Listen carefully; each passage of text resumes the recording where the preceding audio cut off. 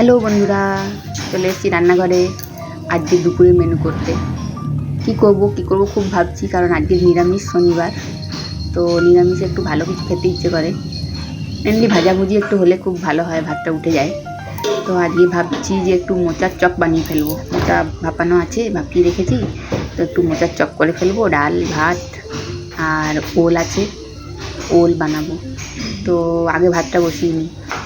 ভাতটা হয়ে গেলে অনেকটা রান্না হয়ে যায়।